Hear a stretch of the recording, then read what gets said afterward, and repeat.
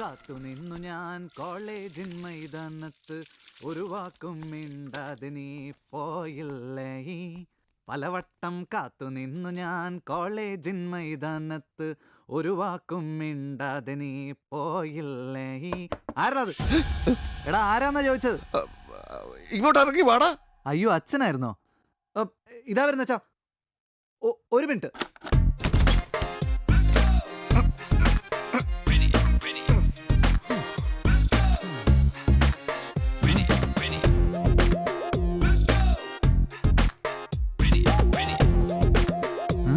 നിന്നെ കൂടാതെ ആണായിട്ട് ഞാൻ മാത്രമേ ഈ വീട്ടിലുള്ളൂ എന്ന് നിനക്കറിയാം. അപ്പൊ നീ ആരടാന്ന് ചോദിച്ചത് ആരെ ഉദ്ദേശിച്ച? അത് ഇത് കോളേജിലെ ബാത്റൂം ആണെന്നാ വിചാരിച്ചത്. ഈ ഫ്രണ്ട്സ് ആരെങ്കിലും? എന്താച്ചാ വിശേഷങ്ങൾ വല്ലതുണ്ടോ? അതവിടെ നിൽക്കട്ടെ, അകത്തൊരു പാട്ട് കേട്ടല്ലോ. അത് ഞാൻ തന്നെ പാടിയത്. എൻട്രൻസ് കഴിയുന്നത് വരെ പാട്ടും കൂത്തൊന്നും പാടില്ല എന്ന് ഞാൻ പറഞ്ഞിട്ടില്ലേ? കൂത്തുണ്ടായിരുന്നില്ല. പലവട്ടം കാത്തു നിന്നു ഞാൻ. നീ ആരെ കാത്തു നിന്നു? അതും കോളേജിൻ മൈതാനത്ത്. ഒരു വാക്കും മിണ്ടാതെ. ആര് പോയി? പറയൂ, ആര് പോയി? ഒരുപാട് പേര് പോയി കാണും. തമാശക്കൊരു പാട്ട് മൂളിപ്പോയതിന്. നീ തന്നെയാണോ ഈ പാട്ടുണ്ടാക്കിയത്? അയ്യോ, അബദ്ധത്തിൽ ചെയ്തു പോയതാണേ. അവിടെ അബദ്ധത്തിൽ ചെയ്തതാണെന്ന് ഞാൻ വിശ്വസിക്കുന്നില്ല. എഴുത്തുകാർ സാധാരണ സ്വന്തം അനുഭവങ്ങളാണ് എഴുതാറ്. അതുകൊണ്ട് എനിക്ക് പറയണം, ആരാരെ കാത്തു നിന്നു? ഒരു വാക്ക് മിണ്ടാതെ ആര് പോയി? കാത്തു നിന്നത് ഒരാള്, മിണ്ടാതെ പോയത് വേറൊരാള്. മിണ്ടാതെ പോയ ആളുടെ പേരെന്ത്? എവിടെയാണ് അവളുടെ വീട്? ആ ഡീറ്റെയിൽസ് ഒക്കെ ഞാൻ ഡിസംബർ 7-ാം തീയതി അറിയിക്കാം. ഡിസംബർ 7? ഇങ്ങോട്ട് വന്നിരുന്നേ. ബഹളമുണ്ടാക്കുകയില്ലെങ്കിൽ ഞാൻ പറയാം. നിങ്ങളുടെ ഈ പുതിയ തലമുറയ്ക്ക് ലക്ഷ്യബോധമില്ല. ജീവിതത്തെക്കുറിച്ച് ശരിയായ ഒരു കാഴ്ചപ്പാടില്ല. ജീവിതം എന്ന് പറയുന്നത് ശരിക്കൊരു യുദ്ധമാണ്. ആ യുദ്ധത്തിൽ ജയിക്കുന്നവനെ സാമ്രാജ്യമുള്ളൂ. നീ യുദ്ധം തുടങ്ങുന്നതിന് മുമ്പേ കീഴടങ്ങാനാണ് നോക്കുന്നത്. യുദ്ധം കണ്ടു നിൽക്കുന്നവർക്ക് അങ്ങനെയൊക്കെ പറയാം.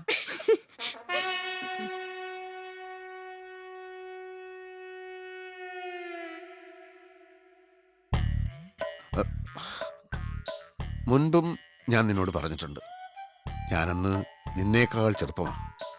മാവിൻ ചുവട്ടിൽ കോണകമെടുത്ത് മാങ്ങ പെറുക്കിക്കൊണ്ട് നിന്നപ്പോഴാണ് റവന്യൂ വകുപ്പിൽ എനിക്ക് അപ്പോയിന്റ്മെന്റ് ഓർഡർ വരുന്നത്. മുണ്ടെടുത്ത് നിന്നാലും ഓർഡർ വരുമായിരുന്നു.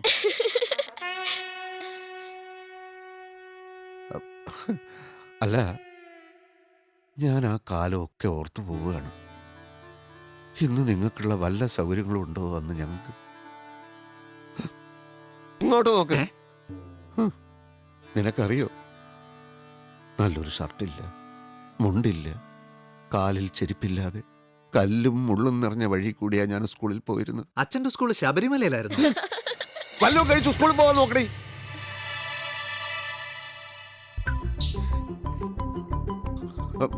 ബാക്കി നമുക്ക് പിന്നെ പറയാം.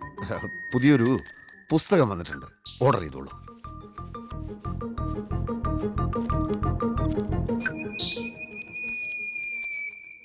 മനുഷ്യന് ചായ കുടിക്കാൻ 5 പൈസയില്ല, അതിനിടയിലാ പിന്നെയും പുസ്തകം. ഇതെന്റെ ഇരിക്കട്ടെ, ക്യാൻറ്റീനിലെ പറ്റ് തീർക്കാനുണ്ട്. മനു 50,000 ചോദ്യോത്തരങ്ങളാ. രക്ഷിതാക്കള് കഷ്ടപ്പെട്ട് ഫീസ് അടച്ച് പഠിക്കാൻ വിടുന്നത് ക്ലാസ്സിലിരുന്ന് ഉറങ്ങാനല്ല. ഞാനാണ് ബോധം കെട്ട് വീണതെങ്കിൽ അച്ഛൻ ഇത് പറയോ? നിനക്ക് ബോധം ഉണ്ടായിട്ട് വേണ്ടേ അത് കേടാൻ? എന്താടി കിണിക്കുന്നത്? രാവിലെ ഏട്ടൻ കോമഡി പറഞ്ഞപ്പോഴും ഞാൻ ചിരിച്ചു തന്നില്ലേ? ആ സ്റ്റാൻഡേർഡ് ഒന്നും ഈ കോമഡിക്കില്ല. ഇതൊക്കെ പ്രോത്സാഹിപ്പിച്ചാലുണ്ടല്ലോ, +2 കഴിഞ്ഞാൽ നിന്നെ പിടിച്ചാ ജയിലിലിടും. അപ്പൊ ഞാനായിരിക്കും ചിരിക്കുന്നത്.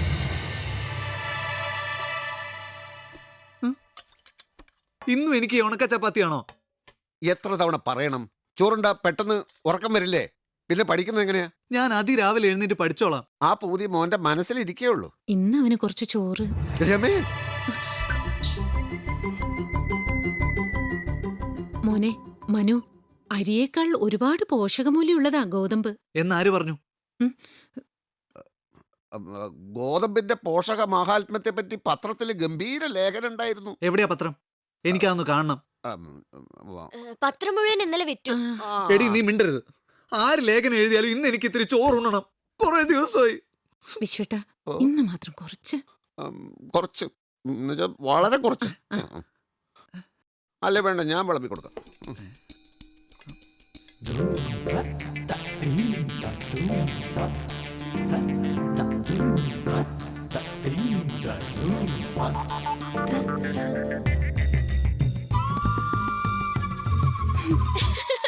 ഞാനെന്താ ഉറുമ്പോ?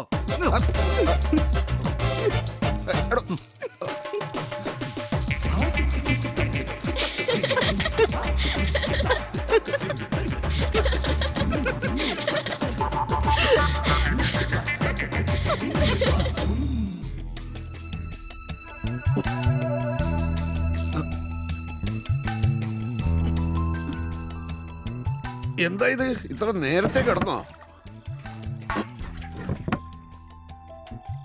കാല് രണ്ടും വെള്ളത്തിൽ വെച്ച് പഠിച്ചോ, ഉറക്കം വരികയില്ല. പാത്രം നിറച്ച് വെള്ളം എടുത്തിരുന്നെങ്കിൽ രാവിലെ ഇവിടെ നിന്ന് തന്നെ കുളിക്കായിരുന്നു. എന്താടാ ഇത്? എന്തിനും ഏതിനും ഇങ്ങനെ തർക്കുത്തരം പറഞ്ഞാൽ എങ്ങനെയാ? നീ ഇങ്ങനെ പറയുമ്പോ നിന്റെ അനിയത്തിക്കുട്ടി ഇത് കേൾക്കുന്നുണ്ടെന്ന് ഓർമ്മ വേണം. അവൾക്ക് എന്നെ തീരെ പേടിയും ബഹുമാനം ഇല്ലാണ്ടാവും. അപ്പൊ എന്റെ ബഹുമാനം അച്ഛന് വേണ്ടേ? ഓ, പിന്നെയും തുടങ്ങി. നീ ഇങ്ങോട്ട് ഇരിക്കടാ മോനെ. കാല് രണ്ടും എടുത്ത് വെള്ളത്തിൽ വെച്ചോ. ഒന്നുമില്ല ഒന്നുമില്ല ഒന്നുമില്ല. പണ്ട് ഞാൻ അനുഭവിച്ചതൊക്കെ ഓർക്കുമ്പോ ഇതൊന്നും ഒരു ബുദ്ധിമുട്ടല്ല. നിനക്കറിയോ, ഞാൻ അന്ന് നിന്നേക്കാൾ ചെറുപ്പമാ. കോണ കൊടുത്ത കാര്യമാണ് പറയാൻ പോകുന്നെങ്കിൽ എനിക്ക് താല്പര്യമില്ല. എന്നാ മോൻ പഠിച്ചോ. ഓ,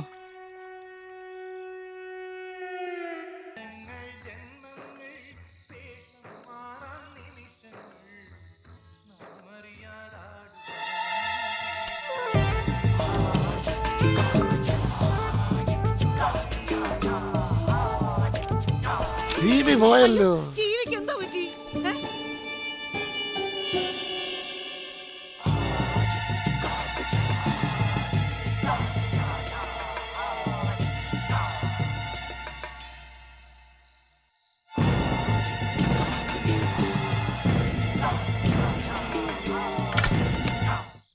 കറണ്ടും പോയി. ഇന്ന് ഏതായാലും പഠിത്തത്തിൽ നിന്ന് രക്ഷപ്പെട്ടു. ഭഗവാനെ രക്ഷിക്കണേ. ഇന്നിനി വെളിച്ചം വരല്ലേ. മനു, രാമേ, മുത്തച്ഛൻ സ്ഥിരമായിട്ട് ഇവിടെ വാഴൂന്ന് നീ വിചാരിക്കണ്ട. എന്തൊരു മുത്തച്ഛ ബഹുമാനം. മുത്തച്ഛൻ പറഞ്ഞു, അവൻ അനുസരിച്ചു. എടാ, അവർക്കൊന്നും മേലും കീഴും നോക്കാനില്ല. നിന്റെ കാര്യം അതല്ല. ജീവിതത്തിൽ ഒരുപാട് ദൂരം സഞ്ചരിക്കേണ്ടവനാ നീ. വന്നിരിക്ക്, പഠിക്ക്.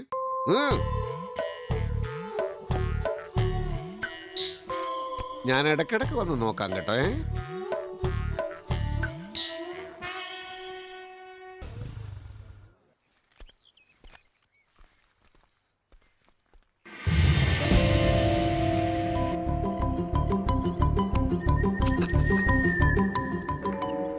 എന്താ? ഒന്നുമില്ല. ആ, രമേ രമേ. ഓ, സിനിമ വാരിക. ഇത് വായിച്ച് പഠിച്ചാൽ എൻട്രൻസ് ചോദ്യങ്ങൾക്കെല്ലാം ഉത്തരം എഴുതാൻ പറ്റുമോ? ഇതാര് വാങ്ങിച്ചു? ഞാൻ വാങ്ങിച്ചതല്ല, മുത്തശ്ശന്റെ ബാഗിൽ നിന്ന് കിട്ടിയതാ. ഹോ, ഈ മുത്തശ്ശനെ കൊണ്ട് തോറ്റു. ആ മനുഷ്യനെ ഇവിടെ ഓടിക്കാൻ എന്താണോ ഒരു വഴി? വഴി ആലോചിച്ച് ബുദ്ധിമുട്ടണ്ട. അവര് പിണങ്ങിപ്പോയി. ഏ? രാത്രി ഫാനില്ലാത്തോണ്ട് രാവിലെ ആയപ്പോ നീരിറങ്ങി ഭയങ്കര ജലദോഷം ചുമയും. ഫാൻ ഇല്ലായിരുന്നോ?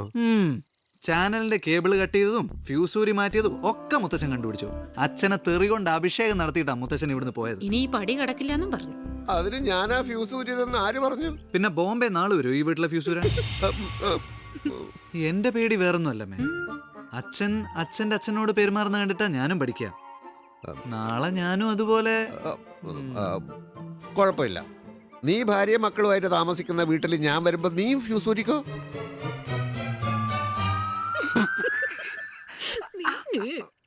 ഇത് ബെഡ്റൂം, ഇതും ബെഡ്റൂം, ഇത് ഹാൾ, ഇത് കിച്ചൺ.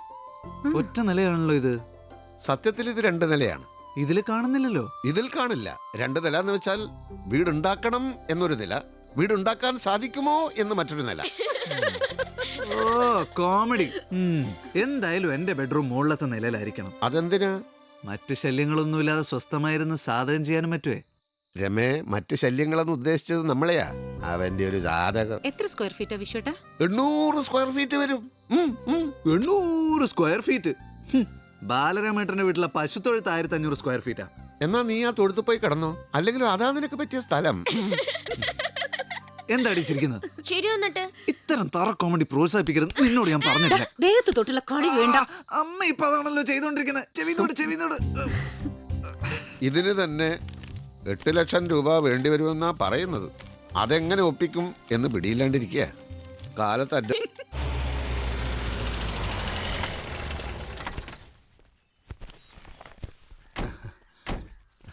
സർക്കാർ ഉദ്യോഗസ്ഥനായോണ്ട് പറഞ്ഞ സമയത്ത് വരുമെന്ന് കരുതിയില്ല.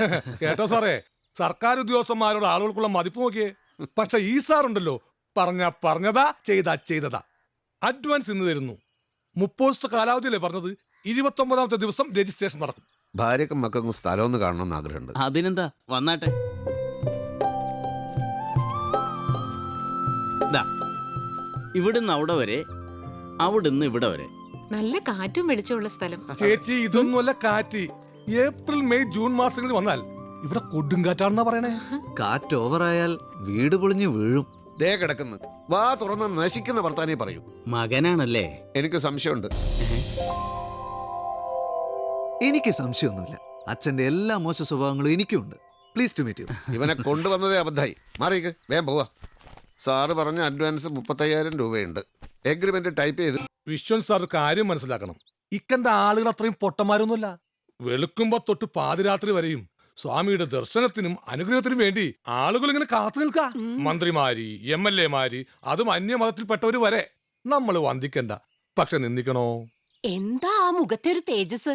സംസ്കൃത ശ്ലോകങ്ങളോ ഒക്കെ ഇങ്ങനെ ഒഴുകി ഒഴുകി വരിക. ശരിയാ, എന്തെങ്കിലും ഒരു ആശ്വാസം കിട്ടുന്നില്ലെങ്കിൽ ഇത്രയും ആളുകൾ വരുമോ? അതെ, എനിക്കൊന്ന് പോണമെന്നുണ്ട്. എന്താ ഇവിടെ നിനക്ക് ആവശ്യത്തിന് ആശ്വാസം കിട്ടുന്നില്ലേ? അവിടെ പോയാൽ കുറച്ചുകൂടെ ആശ്വാസം കിട്ടിയാലോ? അങ്ങനെയാണെങ്കിൽ സ്ഥിരതാമസം അങ്ങോട്ടാക്കാം. ഈ വീടങ്ങ് ഒഴിഞ്ഞു കൊടുക്കാം. ഇനി ഞാൻ ഞെട്ടിക്കുന്നൊരു സത്യം പറയട്ടെ. അത് നമ്മള് സസ്പെൻസായി വെച്ചതല്ലേ. ആശ്രമത്തിലോട്ട് വിശ്വൻ സാറ് വരുന്നില്ലെങ്കിൽ അതങ്ങ് പറഞ്ഞേക്ക്. എന്താ വല്ലി? അത് ചേച്ചി, കാണാൻ പോണ പൂരത്തെ കുറിച്ച് പറയണ്ടെന്ന് വിചാരിച്ചിട്ടാ. രാത്രി ഒരു 9:30 ആയി കാണും. സ്വാമിജി ധ്യാനത്തിൽ നിന്ന് ഉണർന്നു. എന്നിട്ട് എന്നെ ഒരു നോട്ടം, എന്നിട്ടൊരു പറച്ചില്ല.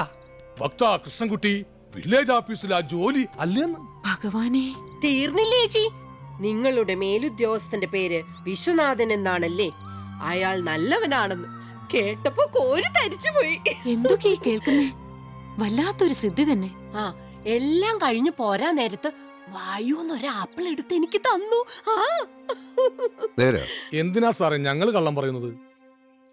എങ്കിൽ നമുക്ക് അവിടം വരെ ഒന്ന് പോണല്ലോ.